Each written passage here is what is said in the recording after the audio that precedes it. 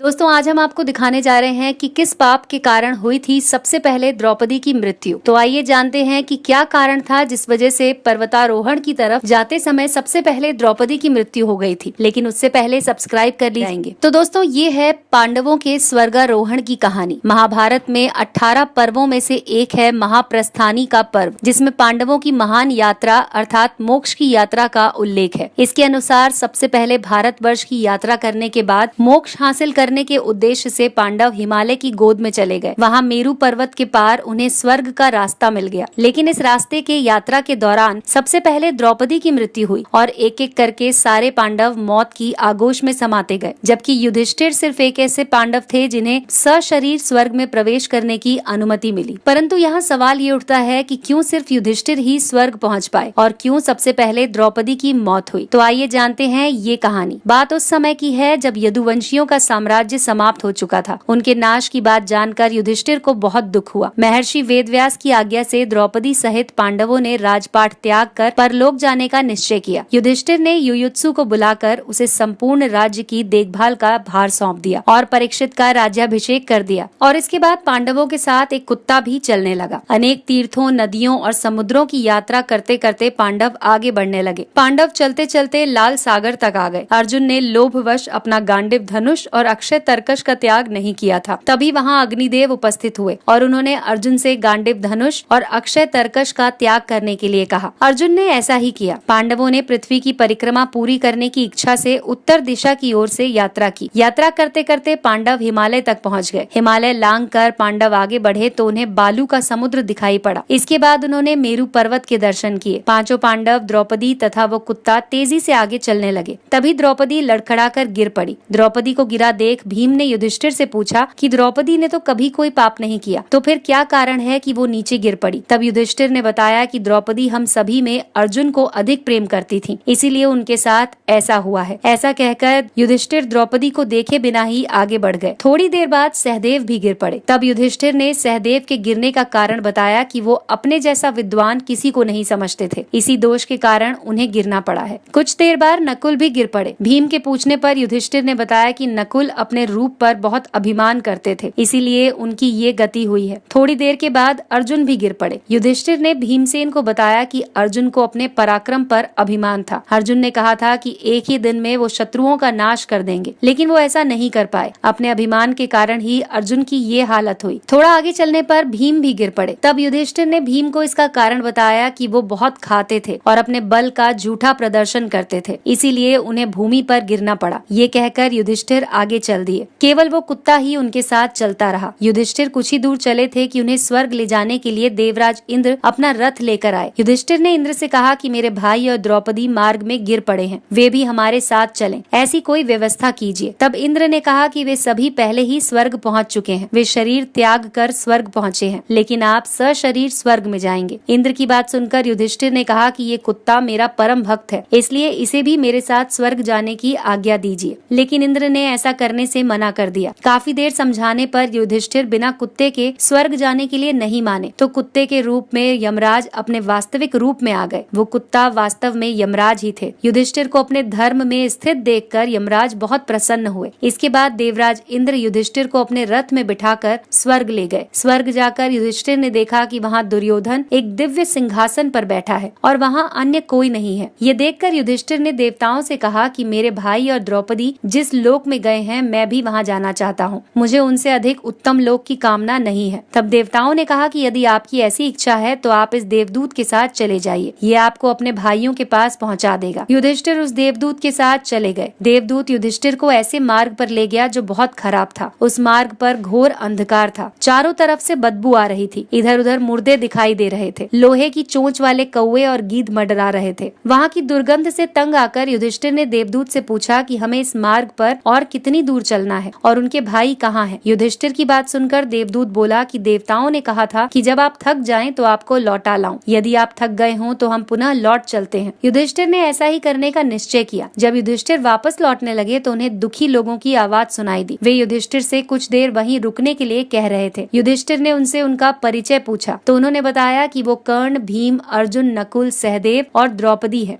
तब युधिष्ठिर ने उस देवदूत से कहा कि तुम देवताओं के पास लौट जाओ। मेरे यहाँ रहने से यदि मेरे भाइयों को सुख मिलता है तो मैं इस दुर्गम स्थान पर ही रहूंगा। देवदूत ने ये बात जाकर देवराज इंद्र को बता दी। युधिष्ठिर को उस स्थान पर अभी कुछ ही समय बीता था कि सभी देवता वहाँ आ गए। देवताओं के आते ही वहाँ सुगंधित हवा चलने लगी, मार्ग पर प्रकाश भी छा गया। तब देवराज इंद्र ने युधिष्ठिर को बताया कि तुमने अश्वत्थामा के मरने की बात कहकर छल से द्रोणाचार्य को उनके पुत्र की मृत्यु का विश्वास दिलाया था। इसी के परिणाम स्वरूप तुम्हें भी छल से कुछ देर नरक के दर्शन करने पड़े। अब तुम मेरे साथ स्वर्ग चलो, वहाँ तुम्हारे भाई पहले से ही पहुँच गए हैं। इस प्रकार युधिष्ठिर अपने भाइयों और द्रौपदी को वहाँ देखकर बहुत प्रसन्न हुए। तो दोस्तों, ये थी कहानी जो जुड़ी थी द्रौपदी के सबसे पहले पर्वतारोहण के दौरान गिरने की। अगर आपको ये कहानी पसंद आई हो तो